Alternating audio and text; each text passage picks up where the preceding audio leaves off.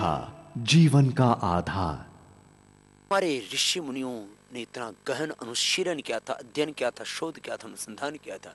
हमारे ऋषि मुनि बहुत महान थे, लेकिन हमने उनको ये कहा कि वो तो गडरिये थे, भेड़ बकरियां चराया करते थे और नदियों के किनारे गीत गाया करते थे, उनको वेद का नाम दे दिया। हमें शर्म आनी चाहिए। अब जब पूरी दुनिया वेदों पर अनुसंधान कर रही है, उस समय भी हम ऐसी सोच रखते हैं। हमें हमें अपने इतिहास पर गर्व होना चाहिए। हमें अपने इतिहास पुरुषों पर गर्व होना चाहिए। हमें भगवान राम पर, भगवान कृष्ण पर, भगवान बुद्ध पर, भगवान महावीर पर हमें गर्व होना चाहिए। हमें गर्व होना चाहिए गुरु नानक देव, गुरु गोविंद सिंह पर। हमें गर्व होना चाहिए वाल्मीकि के ऊपर। हमें गर्व होना चाहिए तुलसीदास के ऊपर। हमें गर्व होना चाहिए संत कबीर के ऊपर, रहीम के ऊपर। हमें हमारे तमाम संतों के प्रति, ऋषियों के प्रति, अपने देश के शहीदों के प्रति हमें गर्व होना चाहिए। हमारे पूर्वज जो हमारे लिए छोड़ करके गए हैं, उन अपनी विरासतों को हमें, अपने हेरिटेज को हमें संवार करके रखना चाहिए। अपने वेदों पर, अपने उपनिषदों पर, अपने दर्शनों पर हमें गर्व होना चाहिए। हमारे यहाँ दर्शन की फिलोसफी की बात आती है, गौतम पाणिनि, महर्षि पतंजलि को विस्मृत कर देते हैं हम।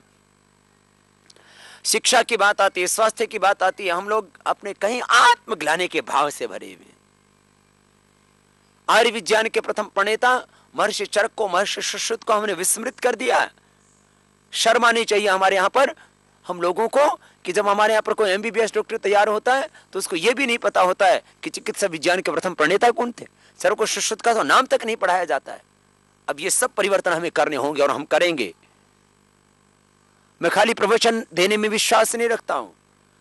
मैंने कहा इस बात को और अब कर रहा हूं। और अब देशवासियों ने जिस तरह से सहयोग दिया है और देश के करोड़ों लोगों का विश्वास, उन करोड़ों लोगों की आस्था, उन करोड़ों लोगों का प्यार और उन करोड़ों लोगों की अपेक्षाएं, उन करोड़ों लोगों की भावनाएं हमारा बल बनी है। देश के उन करोड़ों लोगों की ताकत से हम वो सब कुछ करके दिखाएंगे जिसके लिए हमें बार बार तिरस्कृत किया गया था। मैं कह रहा था आपको, हम शिक्षा में, स्वास्थ्य में, जब पूरी दुनिया में सर्जरी नहीं थी तब हमारे यहाँ सर्जरी थी। जब पूरी दुनिया में ऑपरेशन को कोई नहीं जानता तब हमारे यहाँ पर ऑपरेशन था, इमरजेंसी ट्रीटमेंट था। कुछ बातें को छोड़ करके आज हमने बहुत कुछ को प्रमाणित करके दिखा दिया, एविडेंस के साथ, प्रमाणों के साथ, कि हम कैंसर को ठीक कर सकते हैं, हार्ट ब्लॉकेज को ठीक कर सकते हैं, हेपेटाइटिस को ठीक कर सकते हैं, बीमारियों को क्योर करके दिखाया। स्वास्थ्य के संदर्भ में, शिक्षा के संदर्भ में हम पूरी दुनिया के मार्गदर्शक थे। लेकिन आज हम कहीं पथभ्रमित हो गए हैं, पथभ्रष्ट हो गए हैं, कहीं आत्मग्लानि के भाव से भर गए हैं। एक नकारात्मक सोच ने हमें जकड़ लिया है। अब फिर से जागने की जरूरत है। आज हम पूरी दुनिया को फिर से नेतृत्व देंगे। शिक्षा के क्षेत्र में, स्वास्थ्य के क्षेत्र में हम फिर से मूल्य, आदर्श और परंपराओं के प्रणेता बनेंगे। हम संयम और सदाचार, शाकाहार, सदविचार, संस्कार, संयुक्त परिवार, पारिवारिक मूल्यों के हम आदर्श बनेंगे। लेकिन आज दहेज नाम का राक्षस, इसने पूरे देश की संस्कृति पर दाग लगा दिया है। राम, कृष्ण, बुद्ध और महावीर की संस्कृति, वेदों की संस्कृति, उपनिषदों की संस्कृति, ऋषियों की संस्कृति में विश्वास रखने वाले लोग घर की बहुओं को जला रहे दहेज के लोभ में। अरे कन्या धन सबसे बड़ा धन है और उस पराये धन के साथ साथ आप दूसरों की दौलत लेना चाहते हो। शर्म आनी चाहिए हम लोगों को। हम दौलत वाले कहलाते हैं। उन लोगों को भिखारी कहता हूं, उनको कंगाल कहता हूं। शर्म आनी चाहिए उन लोगों को जो बेटी के साथ साथ दहेज मांगते हैं। मैंने देखा पहले ट्रकों के पीछे लिखा रहता था, दहेज, दुल्हन ही दहेज है। पहले मैं जब बच्चा था तभी समझ में नहीं आती थी। वो बहुत पुरानी हमारे यहाँ पर एक है जो है का एक मुख्य वाक्य था। लेकिन अब मैं इस बात को समझता हूँ। एक माँ बाप 22 साल 25 साल अपनी बेटी को पालता है, पोसता है, अपनी सारी ताकत उसको एक बड़ी बेटी बनाने में लगाते थे, उसको डॉक्टर, इंजीनियर, साइंटिस्ट बनाने में लगा देता है और इसके बाद हम दहेज मांगते हैं। और जैसा जिस माँ बाप का सामर्थ्य होता है अपने बच्चों को पढ़ा लिखाता है, बड़ा करता है, उसके बाद एक अपने दिल का टुकड़ा तुम्हें दे देता है। उसके शर्म नहीं आती दहेज मांगते। दहेज, ये भ्रूण हत्या,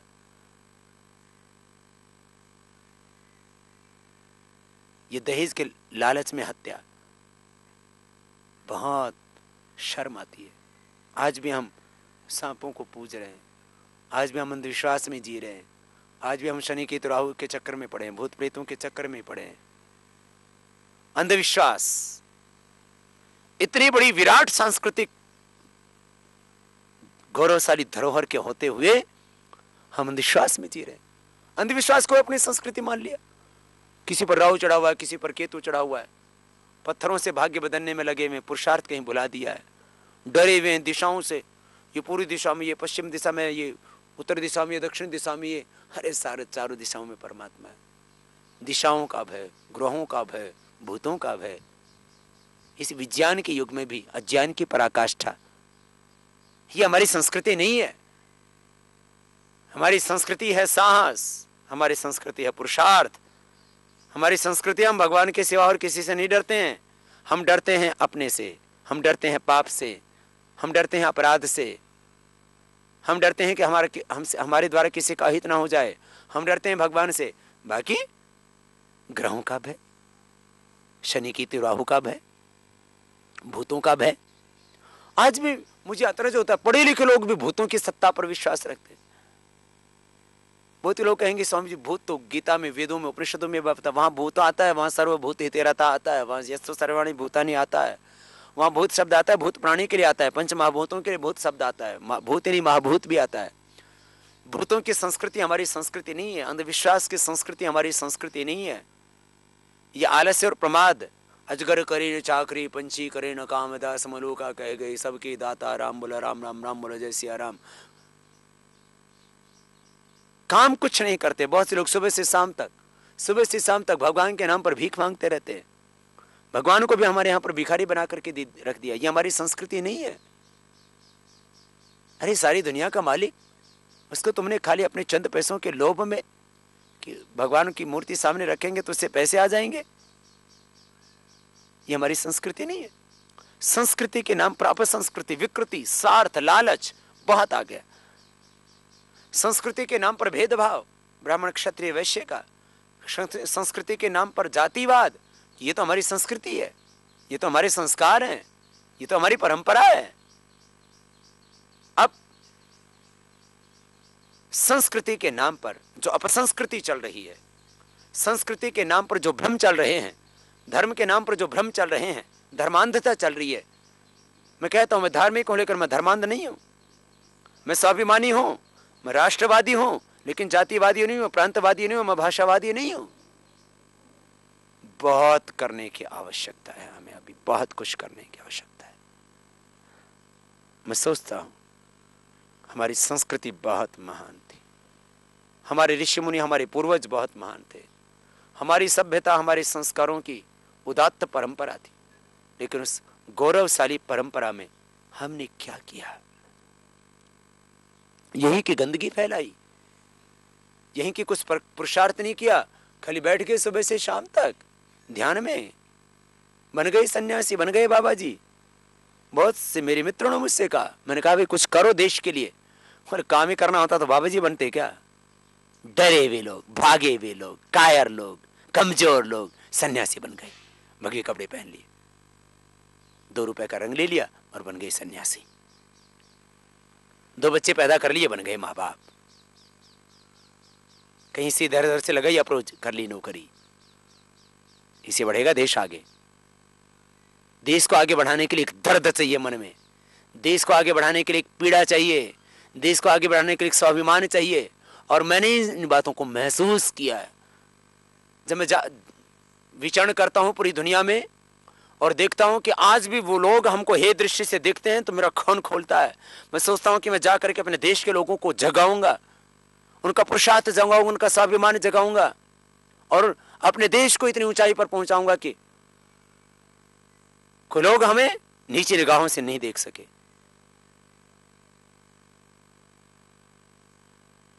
मैं एक व्यक्ति नहीं हूं, मैं एक संस्कृति हूं, मैं एक व्यक्ति, मैं एक राष्ट्र की अभिव्यक्ति हूं, मैं व्यक्ति नहीं, मैं एक संपूर्ण संस्कृति हूं। ये बोध सबके भीतर जगे और ये अंधविश्वास, ये ढोंग, ये पाखंड, ये जातिवाद, ये प्रांतवाद, ये नफरत की दीवारें सब तोड़ दे।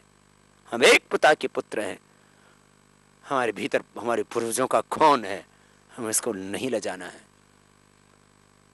हमें यशस्वी बनना है, अपने देश को सम्मान दिलाना है, अपने वंश को सम्मान दिलाना है, अपनी संस्कृति को सम्मान दिलाना है।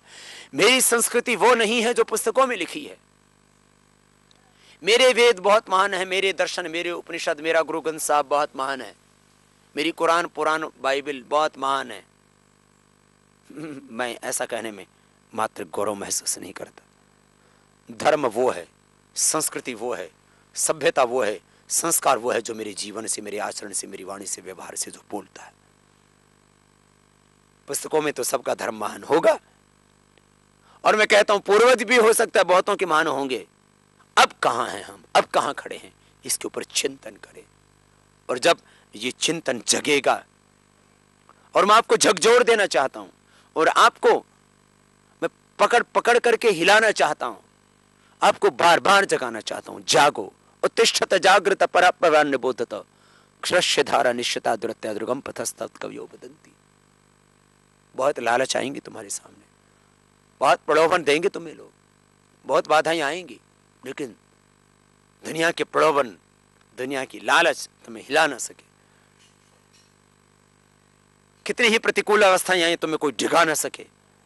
ऐसा शौर्य चाहता हूं मैं हर व्यक्ति के भीतर। हर व्यक्ति राष्ट्र भक्त हो, मातृपितृ भक्त हो, हर व्यक्ति के खून में वफादारी हो, हर व्यक्ति के खून में जिम्मेदारी हो, उसके भीतर सच्चरित्रता हो, पवित्रता हो। अरे जीना है जिंदगी को, 2 दिन जियो, 100 दिन जियो, 2 साल जियो, 100 साल जियो, जब तक जीवो मूल्यों के लिए जियो, परंपराओं के लिए जियो, आदर्शों के लिए जियो। ये भी क्या जिंदगी है?